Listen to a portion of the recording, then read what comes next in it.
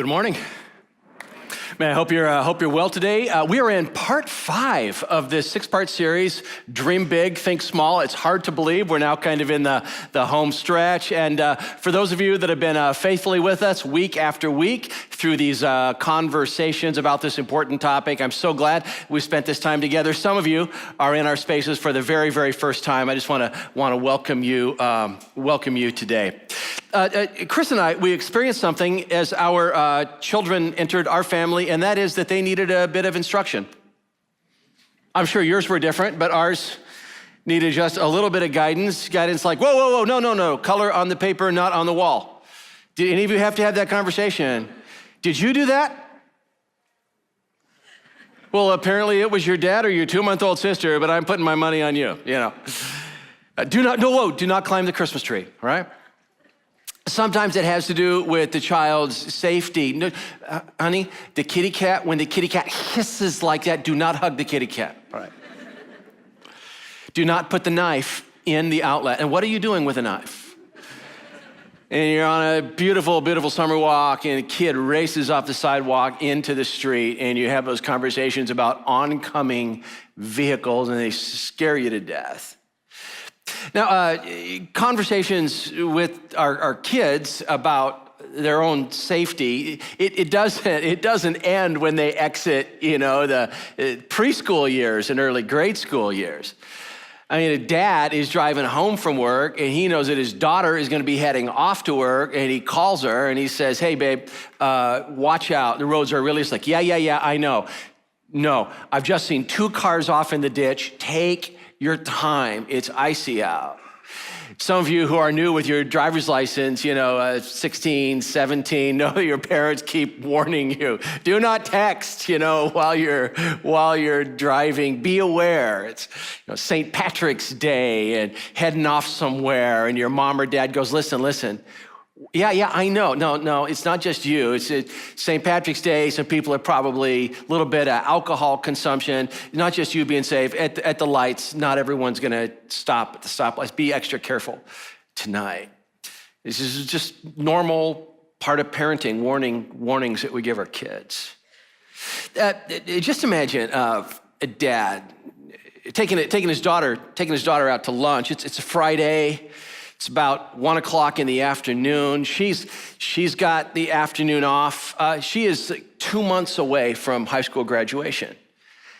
And it's not uncommon for them to go to lunch together. And he picks a table that's kind of like off a little bit, over kind of in the corner, because of a delicate topic that he wants to bring up with his daughter. And so This is how he starts. He just says, I cannot believe that you will be graduating in 2 months. And then off to college in the fall. It's something I want to talk about that I've never talked with you about before. You're going to find yourself, either at work or at church or with friends, you're going to find yourself in a situation someday where you feel kind of plain. And you're going to meet this guy that makes you feel attractive. You're going to hit this stage where you just kind of feel invisible to the world. He makes you feel seen. And maybe going through a time where life is routine and boring, and he's making life interesting and more exciting. When you are with him, you feel more alive. In fact, it can be intoxicating. And so far she's going, well, yeah, so far it's all sounding good. I mean, this is all upside, He says, little hitch here. Let's just say that he happens to be married already, maybe with a couple kids. Or that you happen to be married, maybe even with a couple kids, and you feel alive in his presence, and you feel seen, and you feel life is suddenly interesting, and you feel attractive. She says, Dad, come on. I says, no, listen, man, 3 times in 3 months, we've seen this. I mean, at first it was your Uncle Donnie, and you've seen how this has affected your younger cousins. And now your friend's parents, they're hanging on by a thread because of extracurricular activity.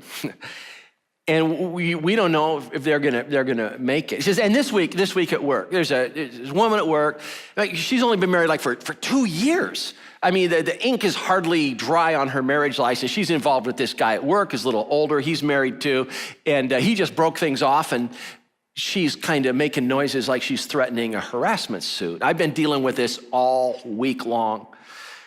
Hon, it just, it feels to me like it's like epidemic. And so I just, as awkward as this is, I just want to have a conversation about how this happens, why this happens. And right now you're not seeing anyone, seriously. You're so far from engagement or getting married, but I just want to get out in front of this and have a conversation, the best awkward conversation we can have about what it means to be on the casualty list and hopefully to keep you off the casualty list. Is it strange to you, like a parent would have a conversation like that with a son or a daughter? Don't put a knife in the outlet. No. Do not race into traffic on the roads are icy. And just beware of a day that you could be pulled into a space where you don't belong. Does it surprise you that type of advice would make the list of things to coach our kids in? Proverbs chapter 5, the writer is King Solomon of Jerusalem. In Proverbs chapter 5, verse 7, he gives advice. He says, now then, my sons, I don't know if this is his biological sons or whether it's a kind of advice to the next generation or maybe even both. Now then, my sons, he says, listen to me. Don't tune me out here. He says, listen to me. Do not turn aside from what I say. Keep to a path far from her. Do not go near the door of her house. And the context here is that the kid is getting enticed by like a woman whose husband is away. The context here is, don't worry, no one will ever know. My husband's away on business. He's not coming back. Just come enjoy the evening at my house. And Solomon, his advice is, don't just hang out. Don't think nothing will ever happen. He says, don't even go. Keep a path far from her. Do not go near the door of her house. You're playing with fire. Just don't even go near there. It's King Solomon of Jerusalem. You know who Solomon's dad was? You know the name of Solomon's dad? It's King David. King David of Jerusalem. You know the name of Solomon's mom? Solomon's mom's name was Bathsheba. And the scandal had occurred before Solomon was born. But he knew about it. Everybody knew about it. So I don't know of all the influences that came to bear as Solomon wrote those words. You know, my son, just listen to me. Please hear me out. Just please hear me out. When you're enticed by this sweet voice, stay away. I don't know the train wrecks that he had seen, but I do know that this is a story that had affected Solomon's own family. It was the way his mom and dad hooked up while they were both married to other people, and the damage that it had done to David's life and reputation. So I know the way that this had affected Solomon's family. So why talk about this in this series? This series is called Dream Big, Think Small, and it's about slow and steady movement in the same good direction. And the image we've been using is like this ant here. We've been talking about ant power. Ant power is receiving or attaining extraordinary results, not because we do something extraordinary, but because we take thousands of ordinary steps in a good direction. It's this slow and steady process that moves us forward. And when I was in the process of writing the book, Dream Big, Think Small, it just occurred to me with some force that though it takes ant power to build a life, slow and steady progress, it does not take ant power to undo one. Let me phrase that another way. It can take years to build a reputation. It doesn't take years to damage one.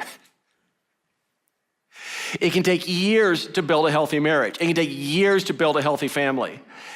The incidence of a couple weekends can cause serious damage to something it takes years to build. Ant power is generally needed to build a life. It isn't needed to implode one. There's a long tenured coach, let's say, good win to loss ratio, a little volcanic action on a basketball court where he is using demeaning, abusive language with his players, and he doesn't know it, but there's someone on the edge of the court that captures this with their phone and then posts it. His contract for the next year is now in question. It can take years to build a reputation, but then this volcanic moment and caught on film, highly publicized around campus with board members, it doesn't take years to undo one, or it doesn't take years to damage one. That's why this conversation is in this particular series on slow and steady movement. And let me just get this out of the way at the beginning. If this is an awkward conversation between this dad and his 17, 18-year-old daughter who's about to graduate from high school in a couple months, if this is an awkward conversation, I just want to acknowledge how awkward it can be between us, even painful. Because I know even as we go into this topic today and have this conversation, I just know dozens and dozens and dozens of couples are in the process of healing and are on the mend after one or the other did something that was not wise. And you're just sitting there today and going, oh, dude, yeah, thank you so much. We're on the mend here. And it's like you're going to pull a scab off a healing wound. You just need to know something. I am so for you as you work toward moving forward and the healing process of putting things back together. And my intention is your health and not your harm. But I just know this can surface all kinds of emotions. It doesn't take any imagination to know that there are a bunch of you here today and you just went through a war zone with someone that was chronically unfaithful. And maybe it wasn't your spouse. Maybe it was your parents that broke up when you were in the 6th grade or your sophomore year in high school, and you still have memories and issues related to that. And so I just know that what we're touching on today, it can touch a raw nerve. And then that whole conversation about the dad going like, listen, this person is going to make you, when you feel invisible, they're going to make you feel seen. When you're playing, they're going to make you feel attractive. When life is kind of like boring and routine, it's just going to get interesting and exciting. There's some of you that are already going to go, dude, that's me, that's me, that's me. We're not in a physical relationship, but I find myself being sucked in emotionally. And Jeff, you are probably going to suggest to me that I kind of create some distance. Spoiler alert. I'm going to kind of suggest to you that you create some distance. And with that, there's the emotions of grief. Because even though you can be lured into something that's damaging, it might be meeting some kind of emotional need, and you're going to have something to wrestle with when you walk away today. So I hope this is a great, great conversation with us today. But I want to acknowledge it's all kinds of emotions can swirl as we dive into this topic. And what I want to do is I just want to kind of follow King Solomon's parents, just the David and Bathsheba incident. I just want to kind of follow it through 3 different stages, kind of like, part 1, part 2, and part 3, and learn from it for our lives as we walk through this story together. So part 1 or stage 1 is just an evening stroll. An evening stroll. The David and Bathsheba story of the Bible begins with this. It says, in the spring when kings go to war, King David rose from his bed and unable to sleep went out to his balcony and looks down below and sees a woman bathing. Is a naked woman below his balcony bathing. In the spring when kings go to war, you wouldn't march your soldiers through the rain and slush and mud. Basically, armies campaigned with the coming of spring and the coming of summer. David, he's not young. He's middle-aged. His kingdom is firmly established. His palace is built. The major wars have been fought, and he sends his army off to this besiege some enemy city, and David's at home. Now, suburban living is kind of house, yard, house, yard, house, yard. But back in the day, with a walled city, houses are very, very close together, and then the fields are outside the wall. And so very compressed, very tight. And if it's on a hillside, basically your front yard is somebody else's roof. And their front yard is somebody else's roof. And these houses are just side by side by side. And so his balcony, their roof. And so he asks someone, he says, who's the woman? And the answer is she's taken. The answer is that is Bathsheba. That is the wife of Uriah the Hittite. Now, David knew Uriah. Uriah was one of David's most valiant warriors, one of his mighty men. And so it makes sense that Uriah would live next door. I mean, it's like, this is esteem. This is like part of the king's bodyguard. That's Uriah's wife. Uriah's off at war, and David says, yeah, send her on up to my place. And they have an evening together. You just go, dude, come on, man. What, are you bored? Like the important battles have been fought. Your country is now established. Your kingdom's established. Are you just bored? My friends, let's just acknowledge something together, that any long-term relationship settles into a routine. It can be a good routine, but it's still a routine. We just want to explain to engaged couples that the wedding is going to be much more interesting than the marriage. I mean, when there's wedding planning, you got girlfriends. Oh, where's the wedding going to be? Where are you going to have the reception? Who's standing up with you? Do you have a picture of your dress on your phone? Oh, it's adorable. Have you picked out your photographer? Have you picked up your flowers? Have you picked those out yet? That's the wedding. All of this decision making around the wedding. 8 months later, the marriage. Oh, how's your marriage?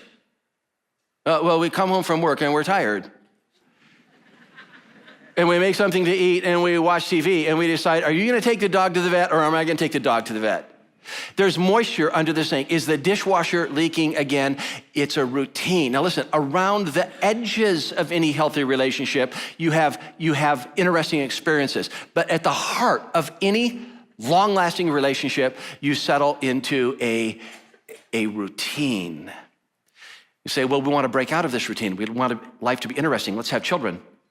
It'll get interesting. But this will just make room for a new routine. Dinner, bath, bed, dinner, bath, bed, dinner, bath, Dr. Seuss, bed.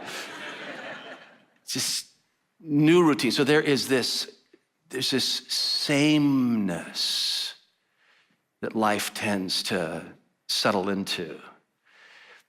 And with that, sometimes comes a boredom. My dear friends, I would just give you this encouragement. Master the mundane. Create new and interesting things you can do around the edge, but just embrace that sameness of showing up again, going to work, coming home, pay your bills, take care of the house. There's a sameness there that's good and that's healthy. David, I just go, dude, are you bored? What's going on here? Well, David's life is about to get really, really interesting. But it's not the kind of interesting that he had wanted or hoped for. Part 2 of our story just has to do with unexpected consequences. So it was just this night, it was just this fling. A messenger brings David word some weeks later. Bathsheba's pregnant. Now, Bathsheba's husband has been away at war. And as unsophisticated as that society was, people could count to 9. And it was going to become very evident that Uriah was not the dad of this child. So David goes, I'll fix that. He sends word to Joab, his general, send Uriah home. Uriah comes home, marches into David's presence, and David says, how's the war going? How are the troops? How's morale? Is morale good? How's Joab doing? Going well? Awesome. Well, don't go back home today. Go home, wash, eat, enjoy your wife. I'll send you back.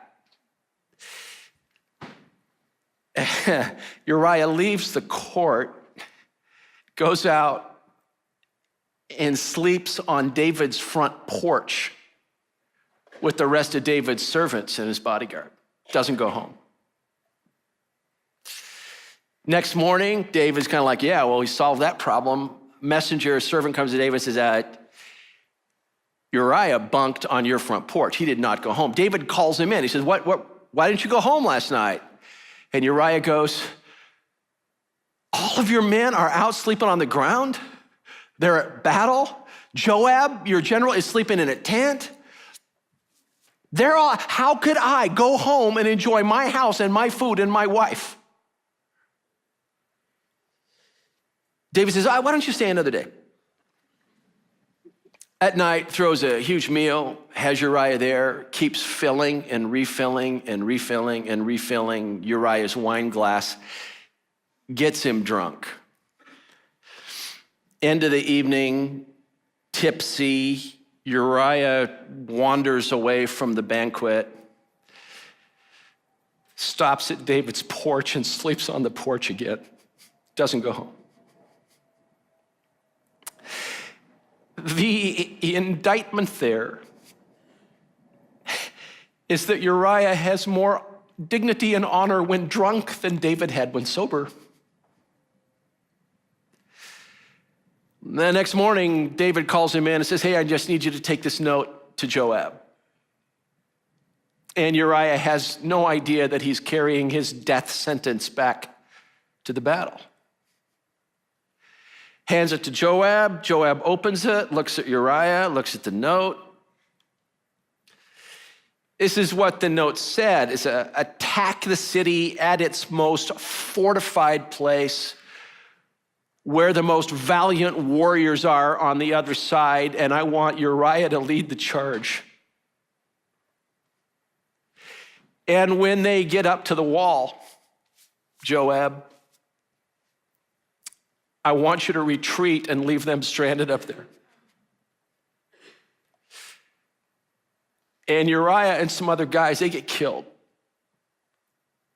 And the messenger comes back to David, and the message is, hey, we've had a setback. We attacked this part of the wall, didn't go so well, lost some guys, but Uriah was killed too. Bathsheba goes into mourning. And when her days of mourning are up, she moves in with David. What I want to suggest to you is that there are some things happening that are absolutely outside of David's control. I've worded it like this over the years. You can choose your behavior. You don't always get to choose the consequences of your behavior. You get to choose your behavior. You don't get to choose the fallout. You don't get to choose the consequences of your behavior. David chose to have that woman called up to his place. He didn't choose the pregnancy. He didn't choose Uriah's response. He didn't choose that Uriah would spend the night on his porch and not go home to his house. We get to choose our behavior. We don't get to choose the consequences of our behavior. I've said that several times over the year, and I only wish that that line was mine, new with me. It's not. I read it years ago. Some of you are familiar with the author Stephen Covey. Did any of you read this back in the day? You know, The 7 Habits of Highly Effective People. Once I was listening to Stephen Covey, and I heard Stephen Covey say, you get to choose your behavior, you don't get to choose the consequences of your behavior. And for all I know, it wasn't original with Stephen Covey either, but it's true. It's just true. You can choose to stop on the way home from work and have a couple drinks and then a couple more. You don't always get to decide whether or not you're going to get pulled over and what your blood alcohol level is going to be when you do. You can choose your behavior. You don't always get to choose the consequences of your behavior. One day, as a guy is the last person to leave a work site, he chooses to have some equipment kind of follow him home, equipment that doesn't belong to him. And when it's discovered that equipment, construction equipment, is in his garage and not in the equipment trailer, listen, maybe he goes, I'm sorry. And let's say he never does that again. A few years later, his name comes up for a job. And so, no. I used to work with him, and his equipment had a way of disappearing. You get to choose your behavior. You don't always get to choose the consequences of your behavior. I think that is so important for this conversation. Famous words, no one will ever know. We don't get to choose that. When he tells her, hey, look, we're over. I need to work on my marriage. I need to focus on my family. I need this to end. He doesn't get to choose whether or not she will email his wife saying, you don't know this, but your husband and I have been involved with each other for the last 9 months. He doesn't get to choose that. When a husband finds out, a woman doesn't get to choose that he is willing to go in for counseling and rebuild this and to save this marriage, because that could happen. She doesn't get to choose that. She may come home and find the locks changed and that he's already lawyered up. We get to choose our behavior. We don't get to choose where this is going to go downstream. Kids are resilient. We don't get to choose that. We don't get to choose the issues that they're going to be carrying with them. We don't get to choose which child will be talking to us, which child won't be talking to us a year from now. We can choose our behavior. There's just a ton of stuff that's absolutely out of our control. We don't get to choose the consequences of our behavior. And one of the consequences of David is that over the next months, there was just this emotional, spiritual barrenness that started sucking the life out of him. The way he would word it later, he would say, my strength wasted away as in the summer heat. Scorching Mediterranean sun. He was like, I was like a guy walking out in the heat with no protection of the shade, and it just drained me dry. David, one of the unexpected consequences is that he just experienced this spiritual and emotional barren space he walked into. And this is a guy that had walked with God for a long time, and now there was just this distance, this gap. There came a day when a prophet of God, guy's name was Nathan, he had the intestinal fortitude to face the king. And this short accusation to the king was, you killed a guy and took his wife. And you expect David to look from his throne at the prophet and say, who do you think you are? I'm the king and I can take whatever I want to. And David doesn't do that. When he's confronted by Nathan the king, Nathan the prophet, David says, he says, I have sinned. It was out of bounds and it was wrong and I knew it. David says, I have sinned. And this leads us to part 3 of our story, and it's just the road home. It's the road home. And with that confrontation, it's like the silence is broken and David starts making tracks back to God. I want you to remember two numbers. Ready? 32 and 51. Just remember those numbers. In fact, can you say them out loud with me? Ready? 32 and 51. One more time. 32 and 51. Important numbers. The book of Psalms in the Old Testament of your Bible is a collection of songs. When you read the Psalms, Psalm 23, the Lord is my shepherd, I shall not want, written by King David, you are reading song lyrics. All right? And the Psalms were written for different moods, different occasions, and different events. There are two different songs you have in the Psalms written by David around this David Bathsheba incident and coming clean with God. And those two songs are Psalms 32 and 51. If you ever find yourself in a space in life where you've done something and you just went dumb, dumb, dumb, dumb, dumb, I can't believe I got involved with that, whatever that happened to be, I would encourage you to read Psalm 32 and Psalm 51. And Psalm 32, to give you a flavor here, verse 5, David writes these lyrics, and it was sung to a musical instrument. Then I acknowledged my sin to you and did not cover up my iniquity. I said, I will confess my transgression to the Lord. These beautiful last two lines, this couplet here, and you forgave the guilt of my sin. David said, I finally came to this point where I said, God, I'm sorry. I blew it. I'm sorry. And he sends God saying, I forgive you. I'm sorry. I forgive you. Can you read this out loud with me? Then I acknowledged my sin to you and did not cover up my iniquity. I said, I will confess my transgression to the Lord, and you forgave the guilt of my sin. The cover-up's over. I acknowledged my sin. I did not cover up the cover-up's over. I said, I'm going to come clean. I will confess my transgression. It was wrong. I knew it was wrong. I blew it.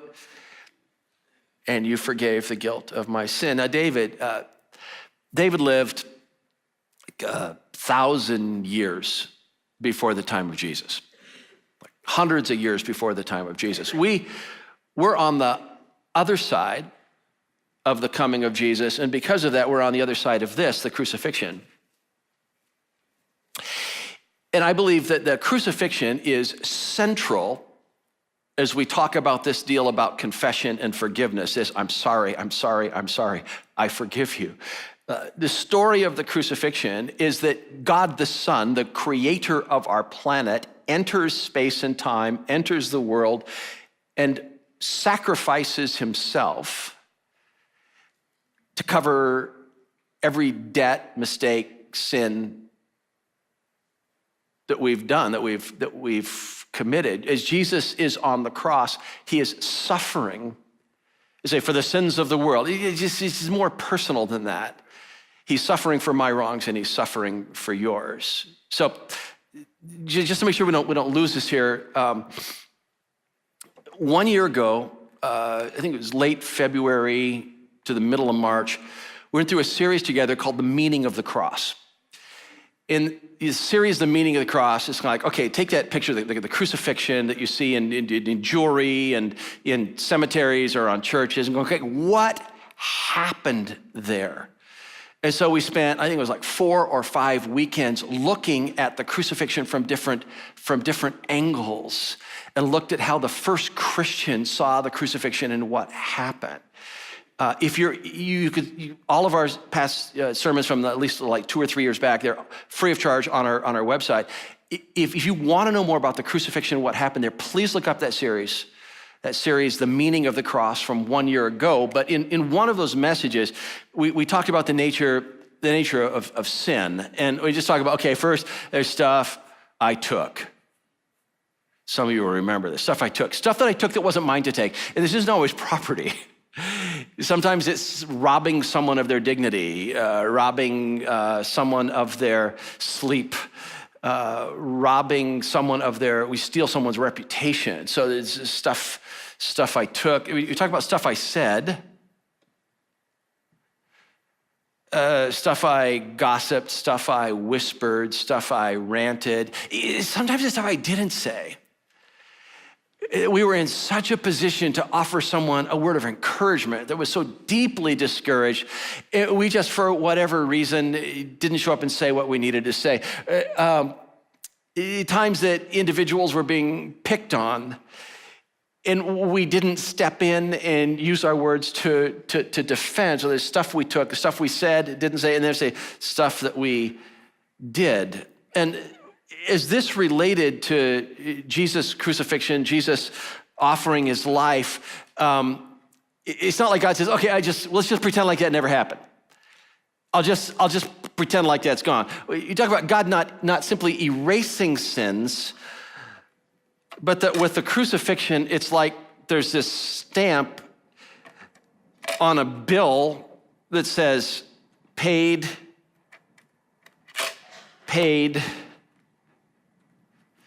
This is what happens at the cross.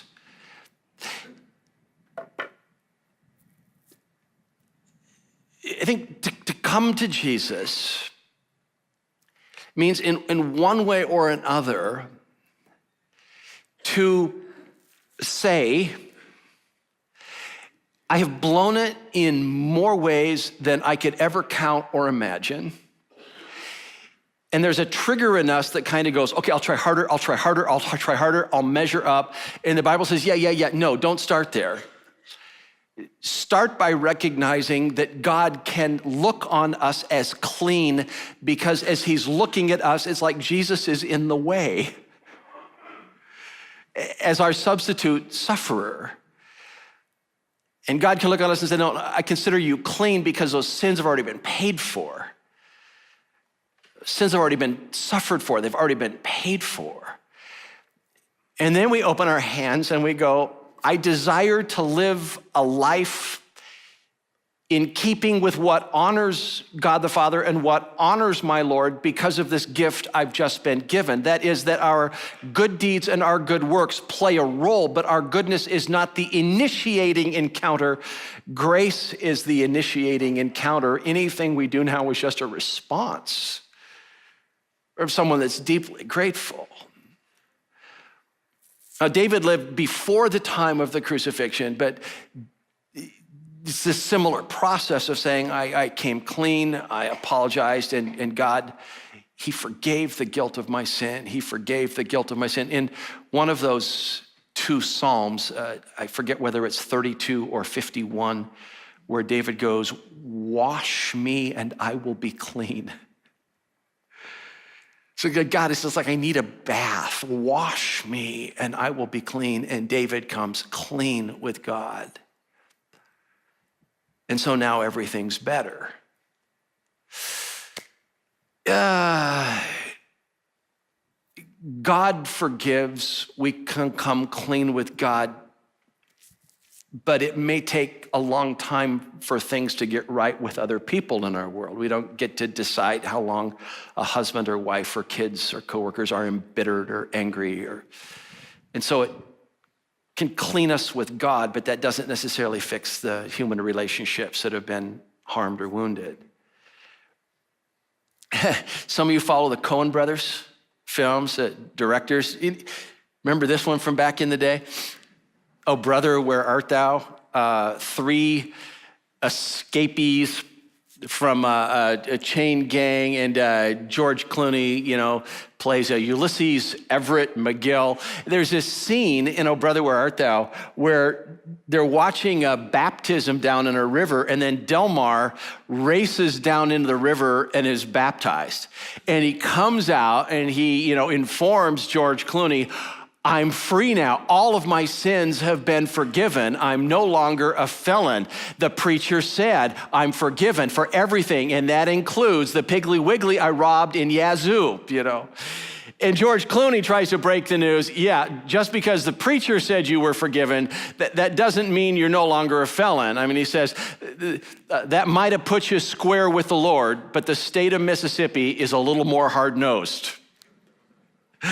God's forgiven you. The state of Mississippi is still after you. We come clean with God. We say, I'm sorry. We begin to experience peace with him, but this can still be some collateral damage. And that's why this dad is at lunch, 1:00 on a Friday afternoon with his daughter, trying to have the best awkward conversation they can have. Because to him, it just feels like this thing is just kind of epidemic. The heart gets hungry and we end up wandering into places that we don't belong. So he actually has notes. He says, okay, listen, stick with me. He says, I got 3 words of advice. He's gonna monologue for just 3 or 4 minutes with his daughter with the hopes that she'll just absorb some of this. First, he says, okay, healthy friendships. Healthy friendships. He goes, do everything you can to build healthy friendships with your girlfriends. Often we end up in an unhealthy friendship because we don't have healthy friendships. Often we end up in an unhealthy friendship because we have not, the heart is starved and we haven't taken the time to build healthy friendships. And often we end up off the track or in a train wreck because we haven't taken the time to build healthy friendships. So he shares that. And he says, okay, the second one, he says, this is big. He says, let's talk about running on empty. He's talking about those seasons when you are absolutely drained. When life is hard and you're pouring yourself out and you're pouring yourself out and you're pouring yourself out and you are just absolutely dry. Understand the vulnerabilities that can happen when you are absolutely exhausted and dry. There can be something in your spirit that goes, I'm taking care of everybody. When's somebody gonna take care of me? And suddenly there's this little voice that goes, I will. Beware of coming to the point physically and emotionally where you are so tired and so drained that you stop caring.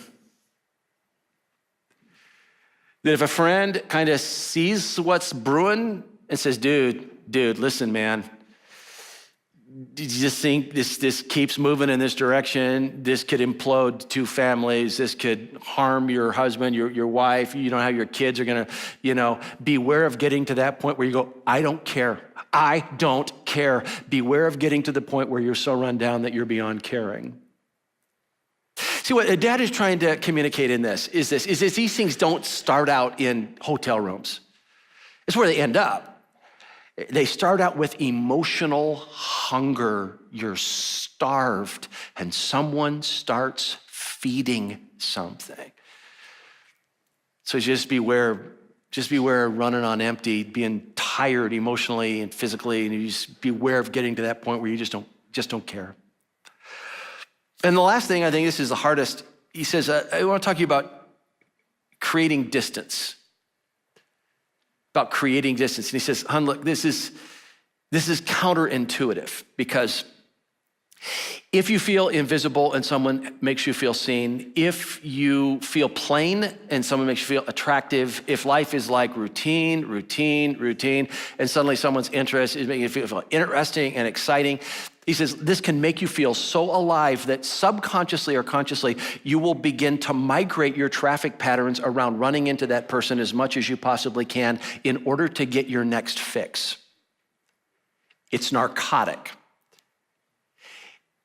And you show up at the copy machine. When they're at the copy machine, find yourself wandering into the break room. When they're in the break room, volunteering for after-hours projects because they're involved in after-hour projects.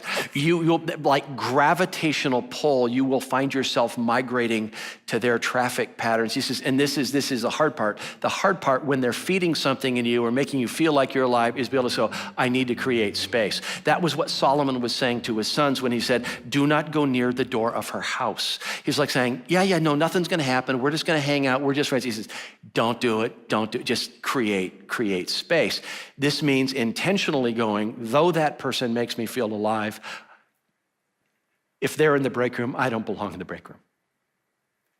And if they're involved in this after-work project that's optional, I don't belong in that after-work because they are feeding me and I am drinking it in. And she goes, is that all? He goes, yeah, that's all. The reason they have this conversation is because of 3 incidents in their lives in the last 3 months. And it just feels epidemic and it's important and she matters to him. He knows the vulnerabilities in life and just doesn't want her in that someday in a way that causes a world of hurt. All we've been saying today is that as far as this dream big, think small thing, it can take years and years and years to build something. It just doesn't take years to damage. Take years to build a healthy marriage, a healthy reputation, a healthy family. It just doesn't take years to harm one. There's an NFL football player here, which you're probably unfamiliar if you're like an avid Tampa Bay Buccaneers fan. Pictures taken a couple of years ago. C.J. Wilson is the guy's name. So most football aficionados don't know the name C.J. Wilson. I can only imagine the amount of work and the amount of dedication and the amount of effort it takes to reach pro athlete level. I mean, back in high school, the hours in the weight room, years of practice, 2-a-day practices in the sun before the school year starts, and then to reach such a high level in high school that a top college wants you to play for them. And I think Wilson played for North Carolina State. And then to continue devoted to the weight room and the drills and the workouts that a professional team, you actually get the notice of a professional team. I mean, it's like, we're talking thin air here and talk about ant power. You have worked for years, showing up, doing the drills over and over and over and over and over. And so he's picked up for a year, I think by the Chicago Bears, and then Tampa Bay got him the next year. Now, the only reason I know of C.J. Wilson is because something happened to him 4th of July 2 summers ago. Lighting off some fireworks, was holding a canister of fireworks. It went off and he lost his index finger and his middle finger, and his career was over, and he retired at the age of 25. Only reason the news event caught me was because on the same day, I think it was a player from the Giants that also had fireworks go off on his hand, and he lost a finger as well. And so it's 4th of July 2 summers ago, and there's this news event about 2 NFL players that on the same day or the same weekend had accidents related to fireworks. Years and years and years and years and drills and workouts and time in the gym, and gone. Because it can take years to build a proficiency or a reputation, and an accident to severely damage it. And as I thought about this story of Solomon and his mom and his dad, and the advice he gave to his sons, and as I thought about this football player, it just reinforced on me once again, it can take a long time to build a life. It doesn't take a long time to hurt one. Watch your steps. I just don't want that to happen to you. Ask for God's grace every single stinking day to alert you to the voices that are entering your life. daily prayer, God, by your mercy and by your grace, sustain me, help me keep my eyes open, help me hear the voices that are coming my way, to live in a way that honors you and to live in a way that honors the people I've made my promises to.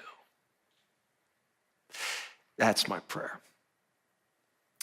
So I want to do that. I want to pray for you, and then in each of our rooms, campus pastor or room host will get up and give instructions for this coming week.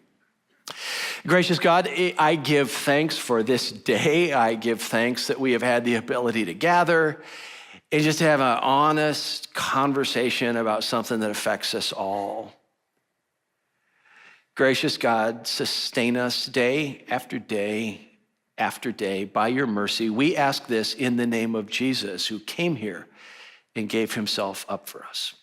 Amen.